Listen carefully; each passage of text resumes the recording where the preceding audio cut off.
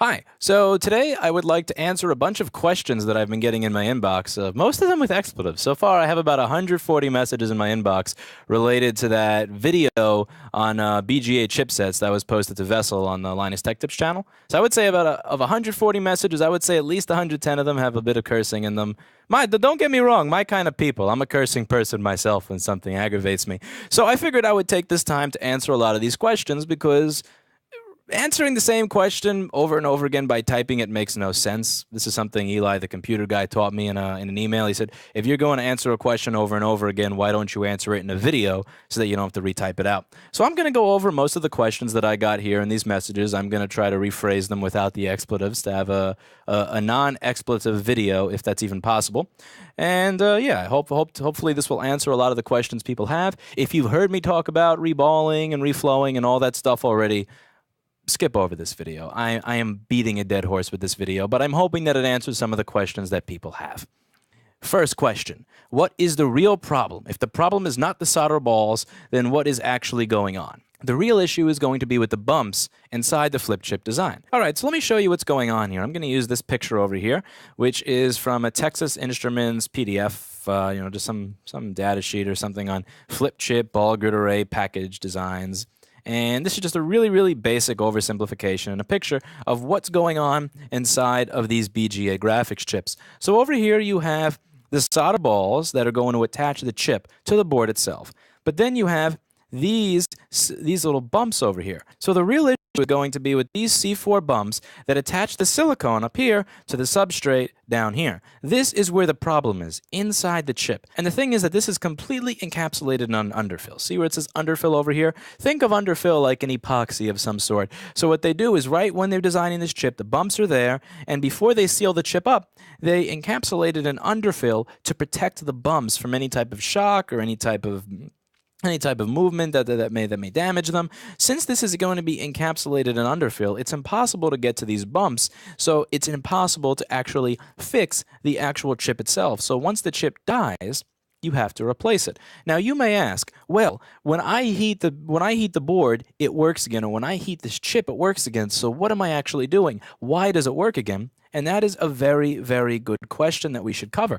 So let's say that these bumps over here crack, or they break away, or this bump moves over here when it's supposed to be over here. Let's say there's a break in the bump somehow. Well, when you heat this chip to, let's say, 150 or 160 or 170 Celsius, which is far below the temperature needed to melt the lead-free solder in these electronics, when you heat it to that temperature, this underfill is going to move around. It's going to ooze around a little bit. If you heat glue or you heat an epoxy or anything like that, you're going to notice it kind of moves around a little. And since there's no room inside of here, because this underfill was shoved in there while it was being manufactured, it's going to force these bumps to move. So let's say one of these bumps is broken or malformed in some way. It's going to kind of shove it back into place temporarily.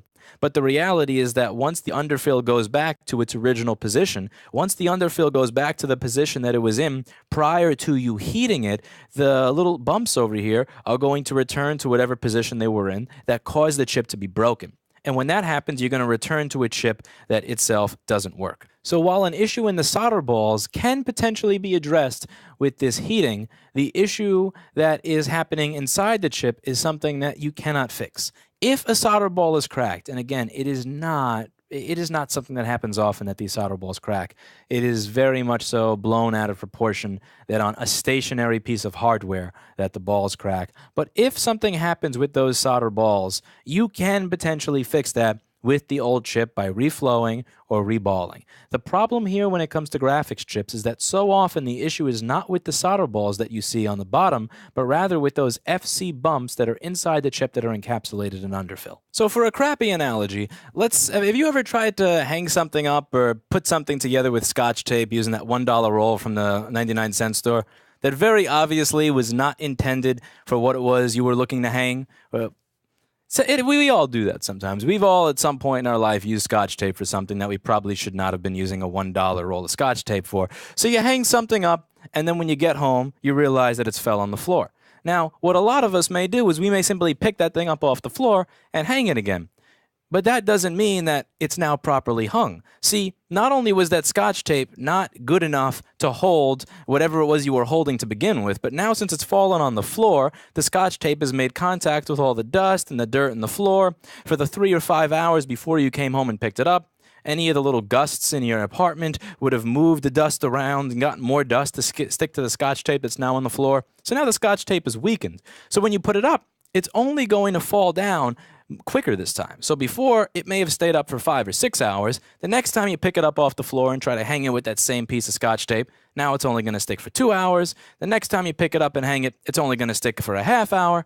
It doesn't mean that you've done the job properly just because it happens to stick again when you hang it. The same thing here. You may heat the chip and it may work again, but it's not going to work for as long as it was working originally. So if you have a chip that's been working for 2 years and you do the heating thing, at the absolute best case scenario, which is virtually never going to happen, is that it's going to last again for 2 years.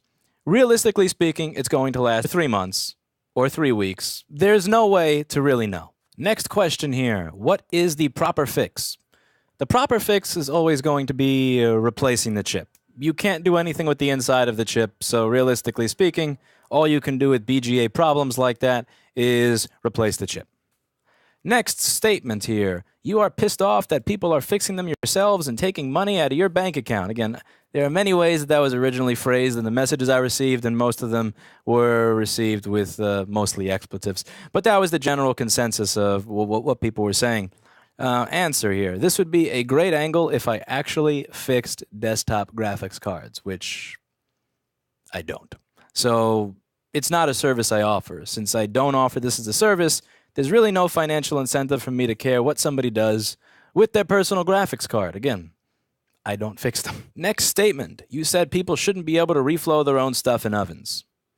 Honestly, I kind of lost my shit. I've been talking about how to do these repairs properly for a really long time in a very calm manner. And I said that after 7 years of doing that, I see one of the largest tech channels on the internet pretty much saying, look, we baked something in an oven and it worked. And it's like, the right thing to say here ultimately would have been, if you are going to put it in an oven, go for it, but just put it in the oven with the understanding of what you're actually doing. You should, whatever it is you're doing, I want you to do it because you actually understand what's going on. I want you to think. I want you to have some type of troubleshooting process that you go through, and I want you to know what you're doing. So if you're going to put something in an oven or heat it, go for it, but just do it with the proper knowledge. You're not melting solder balls. What you're doing is you're moving away. You're moving the underfill around, right? That it's around the C4 bumps that are putting things back together that are going to fall apart very soon after. If you know what you're doing, go for it. But be informed and be educated rather than, again, just listening to what you hear on the internet. Because what you hear on the internet, again, it's often wrong. The whole point of this channel is to get people to think independently and learn and educate themselves. And that's what I want here. At the crux of it, this channel exists to teach people that you don't need to be an engineer to know how a lot of this stuff works. You don't have to have some PhD in electronics engineering to get things done. All I want you to do is a little bit of research to have a basic understanding of how things work so that you can make them work again, and to have a basic healthy skepticism for bullshit that you read on the internet. That's what I'm trying to get across here. It's not about being some genius engineer, it's just about knowing how things work. But Lewis, obviously no one puts things in an oven to fix them. It's obvious that people know that this is bullshit. Man, I wish that were true. I wish it were true that people never did this for real repairs, that real repair shops never did stuff like this. Sadly, real repair shops have done far worse. And this really started in 2006, around 2006, 2007, with the HP DV9000 laptop. It was probably one of the worst laptops ever made. It sold very, very well, and it had a just really, really bad chipset issue. And you had all these people realizing that if they heat the chip again, it'll work. And they were kind of wondering why. And they look up on the internet, they read the myths about the problem being in the solder balls and not the problem being inside the chip. And they think that they're doing a good thing. So you have all these people that were, cashiers at Walgreens that are opening up their first laptop repair store that have never worked with electronics over the course of their natural life that are doing this. And they're charging their customers $60 or $100 or $200 or $300, in some cases $400, to take a butane torch to the chip and then give them a 30-day warranty. And the issue here is that when this happens and the customer gets it back with that 30-day warranty after they paid a few $100s for it and it doesn't work, that customer is going to be pissed off. They're going to come back. The shop owner is going to say, you get a 30-day warranty. Not much I can do. I told you have a 30-day warranty. And what do you think they're going to do? They're going to hate everybody who does electronics repair for a living. They're going to be more skeptical. They're going to be more anxious. They're going to be more paranoid when it comes time to bring their devices to a repair technician because of the repair technician that screwed them. Now, some of these repair technicians were genuinely ignorant. Some of them simply believed that what they were doing was actually repair because of all the crap that they read on the internet, all of the fake science that they heard being perpetrated on the internet, all the demonstrations of this working on the internet. So they think that they're doing a good thing. Because again, you have to understand here that most of the people doing this, they were not the high-level top engineers and technicians. They were the cashiers at Walgreens that decided, I'm going to open a laptop repair place that are all over the place. And you had a lot of people that were ignorant, but you also had a lot of people that genuinely knew that what they were doing was bullshit, that they knew what they were doing was going to last 30 days. They knew what they were doing with the 30-day warranty. They knew the repair might last 2 months, but the law in their state is I only got to provide a 30-day warranty. And what do you think the customer is going to do when this happens? How do you think the customer is going to feel when they get this device back and it works for 2 months and the repair shop wants to charge them full price again? They're going to hate repair people in general. And it's not just about the people who did this. When that person gets screwed over by a technician, they're not only going to take that out on that technician, they're going to take it out on the person that services the water heater. They're going to take it out on the mechanic that works in their car. They're going to take it out on the person that fixes the refrigeration system at their restaurant. They're going to take it out on everybody else that works in the service industry that is repairing something that they don't know how to repair. It decreases consumer confidence in service technicians in general, which it really helps nobody at all. And it's something that I deal with all the time. So I deal with people who walk in who are paranoid about what it is we're going to be doing for them because they've been screwed over by somebody else. And I always say in these videos, I like to be a part of the change that I want to see in the world. So if I'm annoyed with something, then rather than just complain about it, I'd like to actually try and fix it, as silly as it seems. Next one. Ha ha ha, look, your shit didn't work either. Ha ha, your machine didn't fix it. It sure didn't. So one of the things that I wanted to do here, one of the things that he actually wanted to do was do this with a regular desktop graphics card. The issue is that he was coming to New York for this auto show, and the timing of the auto show did not in any way correspond to the 6 to 12 weeks that it takes to get any of these chipsets from China. So as most people know, you don't go to Newegg.com and type in G84-603-A2 and have a chip show up in the mail 1 or 2 days later. You go to AliExpress or CIC or eBest or any one of these really kind of shady websites. You wire them your money, you cross your fingers, and you pray that in 6 to 12 weeks you actually get what you paid for. So I didn't want to just say, we can't do a demonstrational video because I can't get a chip in that time frame. Seems kind of lame because I feel like it was a cool video to demonstrate how that would work. So when I originally had bought that machine, I bought this machine to deal with the defects in the 2011 model MacBook Pro that had been coming in every single day. I needed a machine that was more efficient at handling it.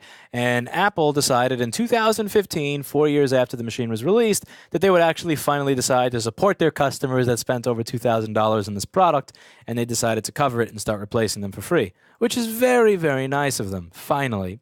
So after this happened around April of 2015, I'd say, I pretty much stopped turning that machine on more than, let's say, once or twice a month. So I didn't really have anything to actually work on here. So I decided to try and find something, and I found a board here that had this chip on it. This is the PCH for an Ivy Bridge MacBook Pro from 2012. And it has this nice big mark, this nice big chunk in it from when it was thrown across a room. So there's obviously a couple of problems here. Could be something else in the board is bad. It could be the chip that I bought from. This chip actually came from L2 Computer. So if you guys work in this as a business, that should already send a chill down your spine if you know who L2 Computer is. I would say that the main factor involved in this not working again is the fact that we were so busy going back and forth on bullshit we hate in technology that I didn't notice that the chip melted. Like, you're supposed to use profiles for specific boards, but I virtually never work on this board. So I was using the profile for an 820-2915 on an 820-3115. And usually when I do that, it's fine because I'm paying attention to the screen. I see the screen, I'm looking at the screen, I'm paying attention to the screen, I'm paying attention to what I'm doing. And even if the profile is different than what I'm used to using, I can see, oh, it's done. The chip has sat down and it's been melting for about 10 or 15 seconds. Stop, manual cooling, done. What happened here is, oh, the chip's been melting for 45 seconds, but I'm not looking at the screen because we're busy complaining about the processors inside of modern televisions and the shitty resistive touchscreen in the Zalmo. It's been melting for like a minute and a half, and then I just think to look up and it's like, wait, did that melt? And then I look down at the time, and I'm used to that chip melting at 278 or 280 seconds, and it's like, yeah, we're way past that. And it was fucked. It is what it is. I'm not going to skip on something that's a pretty cool idea just because it may not wind up perfect. If you actually do want to see that working when it's done properly and actually passing, you can check out some of the videos above where I'm replacing different chips on different boards using that machine, and you can see the entire process from beginning to end when it's actually being done on boards that have a chance and it's actually being done by me when I'm paying attention to what I'm doing. But yeah, so let's move on to the next one here. What was the next set? You look stupid and weird in that video. Don't I kind of look stupid and weird in every video? I mean, really, I mean, are you watching this channel because I'm good looking? I sincerely hope that you're not, because there are far better channels out there. But on a more serious note, the way that I usually record these videos is I put up a camera, I hit record, and then I start, and when I'm done with my idea, I'm done, I hit stop recording. That's the way I'm used to recording.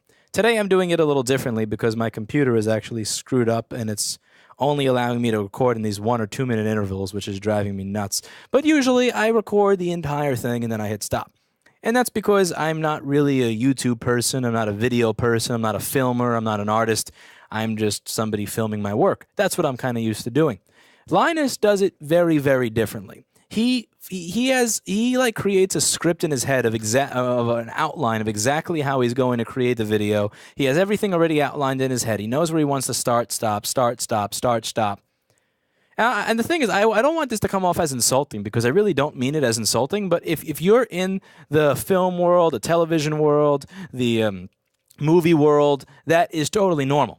If you're not in the film, television, or movie world, it's kind of fucking weird. I mean, I don't know how else to describe it other than like somebody walks in, says hello, introduces themselves, walks right back out, has a cameraman following him in, and then introduces himself again so that he could record it, and then does that a few times. I don't know, kind of weird. And or I'm standing here and I'm talking, and then he goes, okay, start, okay, cut, okay, start, okay, cut, okay, now we're going to talk about this, okay, now explain that again to me, okay, now I'm going to explain it on camera. I mean, it's kind of weird. It's kind of like, okay, you want me to just write all this stuff down and I'll just come back in a half hour when you guys are done?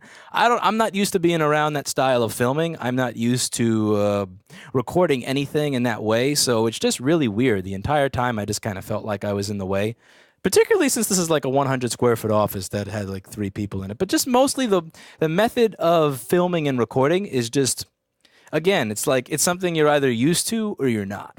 And that ain't something I'm used to. So there was a video that I did with Jessa and Sonny and I believe Jason at the Practical Board Repair School. We just turned the camera on and we were reading the mail that she got, and we were just making jokes about it while drunk. That was kind of fun.